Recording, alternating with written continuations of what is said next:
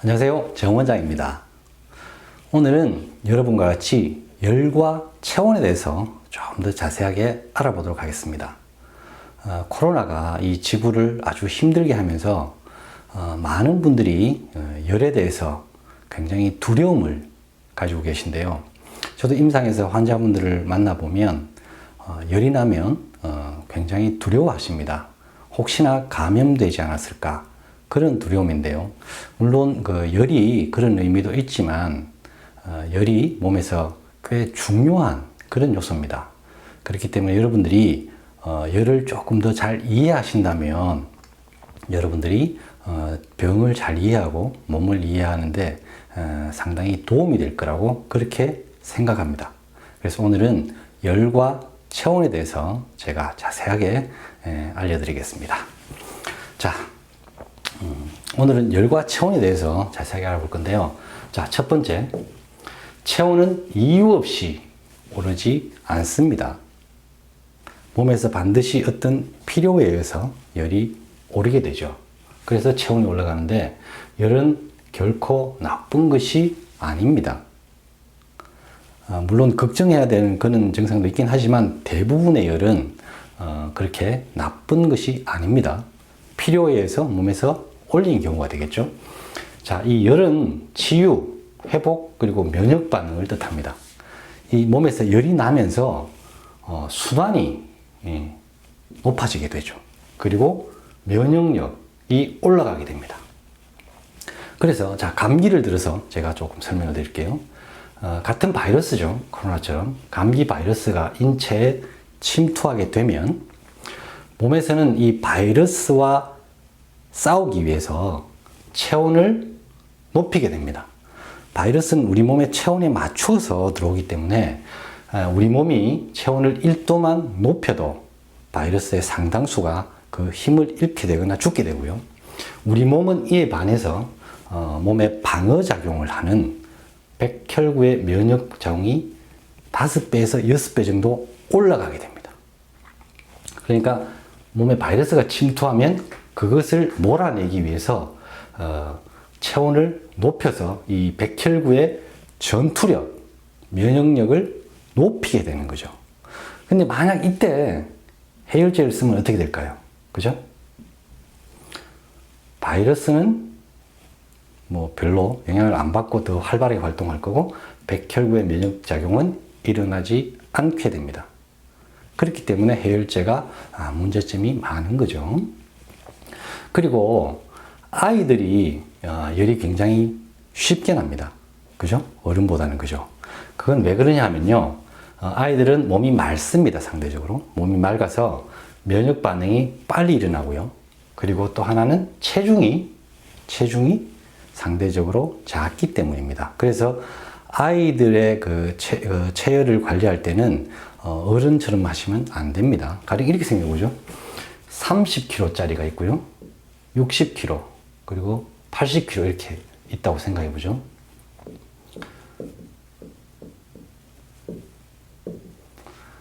인체의 70%는 물이잖아요. 그죠? 그렇기 때문에 이 30kg와 60kg, 그리고 80kg, 이 물을 데운다고 생각해 보면 이 30kg가 훨씬 빨리 열이 올라가겠죠.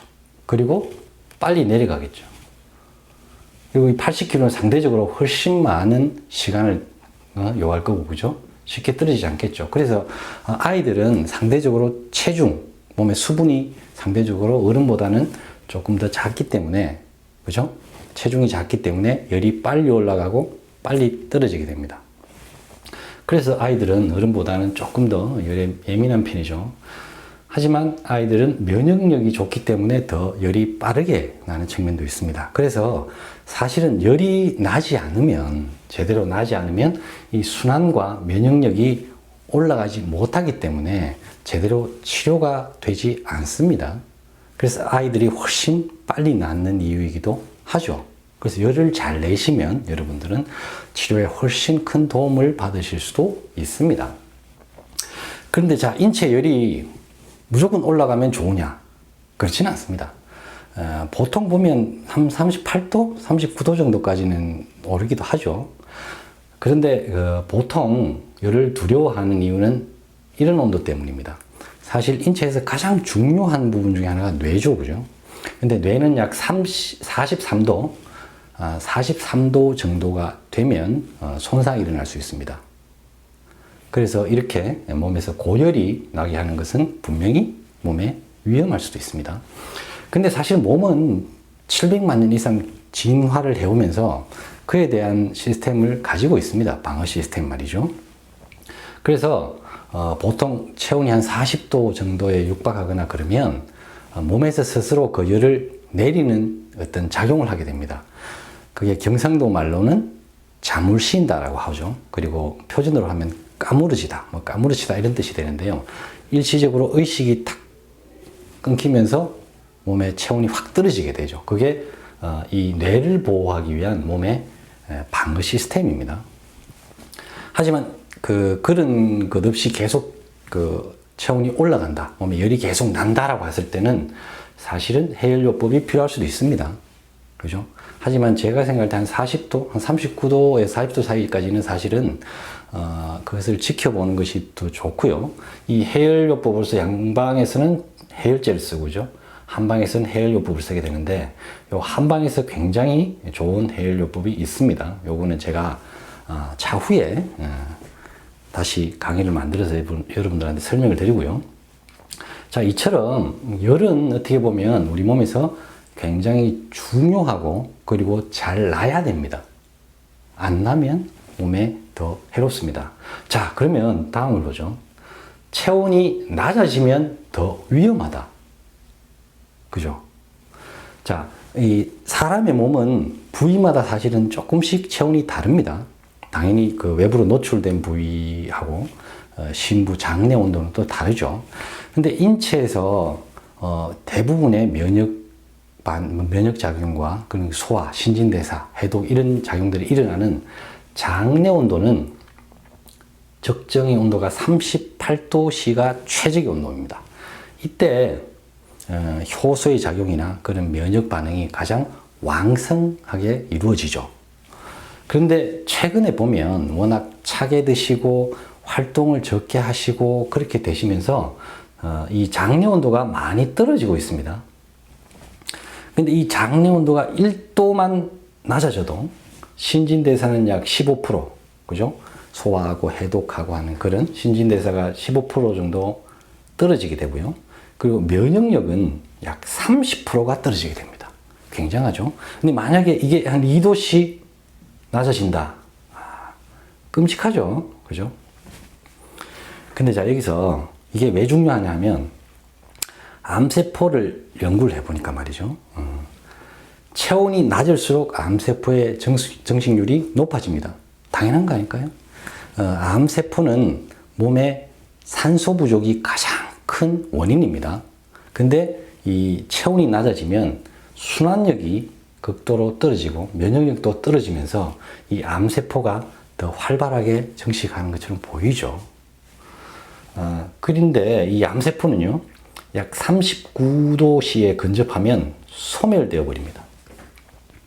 이게 순환이 좋아지게 되는 거죠. 열이 올라가면서. 그래서 암 환자들 중에 굉장한 고열이 나는 그런 병을 앓으신 분들이 암세포가 소멸되거나 그런 경우가 보고된 경우가 굉장히 많고요. 그리고 그 암 부위에 온열요법을 써서 암세포가 굉장히 줄어들고 사라졌다고 하는 보고들이 꽤 있습니다. 이처럼 몸에서 체온, 열은 굉장히 중요합니다. 자, 근데 여기까지가 체온에 대한 개략적인 내용이고요. 자, 그럼 제가 임상에서 만나는 그런 증상들 중에 재밌는 것들을 여러분들께 설명드릴게요. 자, 환자분들 중에 보면 이렇게 체격도 좀 있고 배 주변에 이렇게 살이 많으신 분들이 저에게 이런 얘기를 합니다. 원장님, 저는 열이 굉장히 많아요. 그럼 제가 이렇게 묻죠. 열이 많다고요? 그러면 발은 따뜻하세요? 라고 물어보면 발은 또 차다고 얘기합니다. 때로는 이 배가 차다는 걸 스스로 느끼시는 분들이 있어요. 그런데도 열이 많다라고 생각하시죠. 그게 왜 그러냐면요. 제가 설명을 드릴게요. 자, 눈사람 아닙니다. 사람입니다. 이 배가, 이제 색깔 좀 바꿔볼게요. 배가 안이 차지죠. 그죠? 배가, 아랫배가. 그럼 여기에 횡격막이라는 막이 있습니다. 그죠? 이렇게 생긴 막이 하나 있는데, 배가 차지면 이 배 주변으로는 이 배를 따뜻하게 하기 위해서 지방이 이렇게 쌓입니다. 그죠? 배 주변에 살이 이렇게 붙는 거죠. 지방이 보온하기 위해서. 그죠? 그리고 이쪽으로 내려가는 혈관들이 열을 빼앗기기 때문에 발은 점점 시려집니다. 그죠? 그럼 어떤 일이 벌어질까요? 이 배는 아까 말씀드렸듯이 이 38도를 유지하려고 굉장히 애를 씁니다. 우리 몸은. 그죠? 그래서 이렇게 뱃살도 배둘레로 붙이는 거죠. 그러면 이 배가 이렇게 차지면 이 배는 이 뇌로 SOS를 칩니다. 우리 배가 차져서 제대로 기능을 할 수가 없어요. 좀 따뜻하게 해주세요. 이런 SOS를 뇌로 보내겠죠. 그러면 뇌는 자기가 피를 보낼 수가 없죠. 열을 올리는 방법이 기본적으로는 피를 보내고 여기에 혈액순환을 돕는 거죠. 그럼 어떻게 되냐면요. 이 심장 있죠. 이 심장을 자극합니다. 심장한테 피를 더 보내라고 하는 거죠. 그래서 심장이 더 뛰게 됩니다. 그죠? 그러면 여기에는 열이 차죠. 그죠? 온도가 더 올라가고 혈압도 약간 올라가게 되겠죠. 그래서 이 가슴에는 열이 차서 더 답답하고 열을 느낍니다. 그래서 더 찬 걸 드시죠. 하지만 배는 이렇게 파랗게 되어 있습니다. 그래서 여러분들이 병원 가셔서 체열 진단기라고 있습니다. 몸에 이렇게 사진을 찍어서 열을 보는 그런 기계죠. 그 찍어 보시면 이렇게 말씀하시는 분들은요, 상당수가 여기는 벌겋고 여기는 푸른 이런 몸이 되어 있습니다. 어떻게 보면은 열이 이렇게 골고루 퍼져 있는 게 아니라 분리되어 있는 거죠. 그러니까 가슴만 열이 많다라고 하면 맞습니다. 그래서 이 열 때문에 손바닥에 열이 나기도 하고요. 이 열이 머리로 올라가니까 열은 위로 뜨잖아요. 그래서 머리에 열이 난다거나 이런 게 생기죠. 하지만 이 배는 더 차죠. 그래서 이 밑으로는 더 차집니다. 이게 한의학적으로 상열 하한 증상이라고도 하는데요.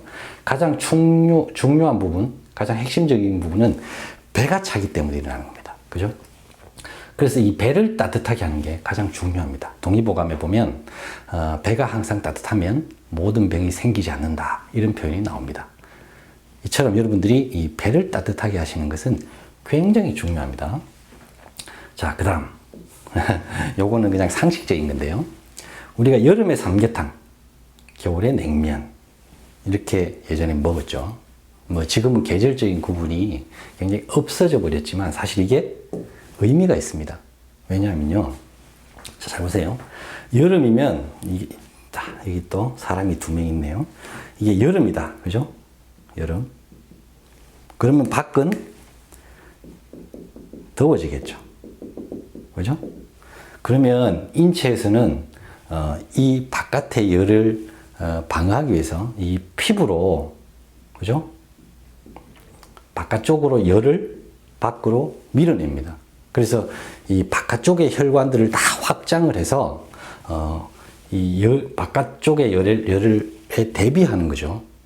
그죠? 아니면은 이쪽이 차버리면 열이 안으로 침입해 들어오잖아요. 그죠? 그래서 열을 밖으로 띄우기 때문에 상대적으로 이 속은 조금 더 상대적으로 차지게 됩니다.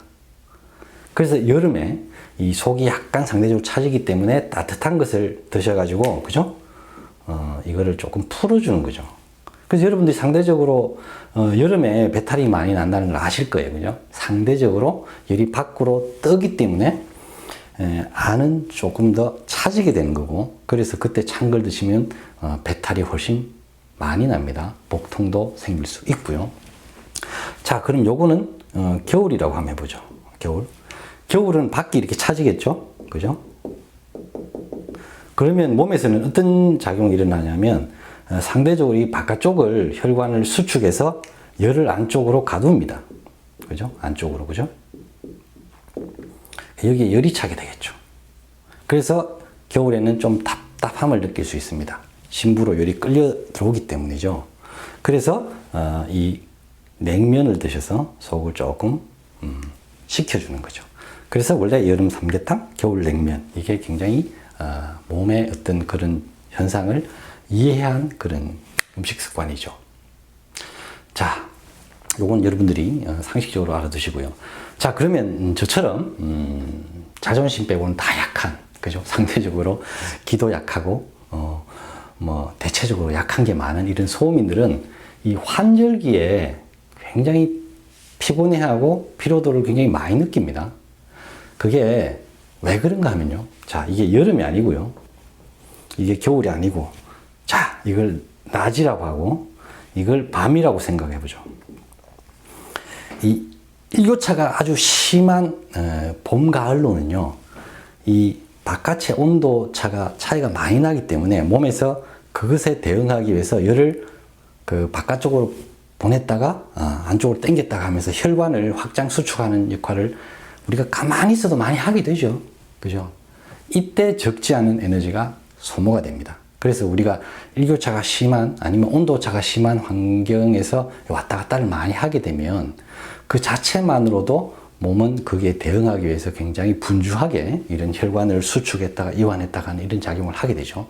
그래서 여러분들이 봄, 가을에는 특히 소음인들 같은 경우에는 특별히 더 뭐 무리한 것도 없는데 피로를 많이 느끼죠. 그래서 그렇습니다. 이 큰 일교차에 대응하기 위해서 몸에서 꾸준히 이 혈관을 이렇게 이완시키고 수축시키기 때문에 이 피로도가 더 높아지는 겁니다. 자, 요 두 가지는 여러분들한테 상식적으로 설명드린 거고요. 자, 그러면은, 자, 6번째. 이 체온을 높이려면 어떻게 해야 될까? 이게 또 중요하겠죠. 그죠? 자, 그러면, 요걸 설명하려면 우리 몸에서 열이 어디에서 많이 나는가? 요걸 먼저 이해해야 됩니다. 자, 보시죠. 이 동그라미를 보시면 몸에서 나는 열이 어디에서 많이 나는지를 보여주는 그런 그림인데요. 자, 간에서 20%, 뇌에서 18%, 심장에서 약 11%, 신장, 콩팥에서 7%, 피부에서 약 5%, 기타 다른 부분에서 19%가 나죠. 그리고 자, 골격근, 그러니까 우리 그 팔다리 근육, 몸통 근육 이런 뼈에 붙은 근육들이 약 20%를 냅니다. 그죠? 여기서 나오는 열들로 우리가 이 체온을 유지하는 거예요. 근데 자, 간에 열이 많이 나거나 뇌에 열이 많이 나거나 심장, 신장 이런 쪽에 열이 올라가는 것은 몸에 좋지 않은 증상이죠. 그죠? 올라가면 안 됩니다. 그죠? 그렇기 때문에 만약에 여러분들이 체온이 조금 낮다고 생각을 하시면 중요한 것은 이 골격근을 근육을 더 만들어 주시는 것이 중요합니다. 그래서 근육이 상대적으로 적은 여성분들이 추위를 더 많이 타는 경향성이 있죠. 그래서 여러분들이 운동을 하셔서 기본적으로 순환, 그죠? 인체의 순환 기능을 조금 올려주시고요. 그리고 이 근육을 좀 만들어 주시면 체온을 올리기가 조금 쉽고요. 상대적으로 낮은 분들 말이죠. 그리고 이 장을 따뜻하게, 뱃속을 따뜻하게 해주시면 체온 관리에 굉장히 도움이 됩니다. 그죠? 자, 오늘 이렇게 조금 빠르게 열과 체온에 대해서 설명을 드렸는데요. 조금 어려웠죠? 그리고 아까 이거 보면 아시겠죠? 그러니까 우리가 어디 여행을 가거나 할 때 같은 차 안에 뭐 30kg 되는 아들도 타고 있고 딸도 타고 있고 그리고 한 50kg 되시는 어머니 그리고 한 7, 80kg 되는 아빠, 엄마, 아들들이 이렇게 여행을 간다고 생각해 보시면 차로 그죠? 거기서 만약에 에어컨을 켜시거나 그렇게 하셨을 때 아이들이 가장 먼저 체온이 떨어지기 때문에 추위를 빨리 느낍니다. 그 다음이 엄마, 그 다음에 아빠가 되겠죠. 그래서 그런 경우에 열을 아니 실내 온도를 조절하는 초점은 아이한테 맞추셔야 됩니다. 그렇지 않으면 아이들은 쉽게 감기가 걸리거나 다른 그런 냉해를 입을 수 있습니다. 몸에서 말이죠. 그래서 어른이 아빠가 자기 기분에 맞춰서 이 실내 에어컨을 조절하시면 안 됩니다. 이해가 되셨죠? 우리 몸은 70%가 물이기 때문에 아이들의 몸이 훨씬 빨리 데워지고 빨리 식습니다. 그 점은 여러분들이 팁으로 알고 계시고요. 자, 오늘은 여러분들과 같이 우리 몸의 열과 체온에 대해서 알아봤습니다. 결론적으로 말씀드리면 열과 체온은 우리 몸에서 굉장히 중요합니다. 그리고 열이 날 때는 잘 나야 되고요. 그리고 너무 올라간다고 생각할 때는 치료가 필요할 수도 있습니다. 하지만 보통 여러분들 몸에서 열이 날 때는 어떤 치유나 회복 반응이 필요하거나 때론 바이러스와 싸워야 될 그런 상황이 됐을 때 몸에서 면역력을 높이기 위해서 자체적으로 올리는 겁니다. 그런 점을 여러분들이 잘 유념하셔서 열을 이해하시면 도움이 되고요. 다음 시간부터는 제가 여러분들이 그 실생활에서 간단하게 쓸 수 있는 그런 굉장히 쓸만한 그런 간단한 처방들에 대해서 제가 설명을 드리도록 하겠습니다. 자, 오늘도 버벅대고 부족한 저의 영상을 시청해 주셔서 대단히 감사합니다. 오늘은 여기까지 하겠습니다.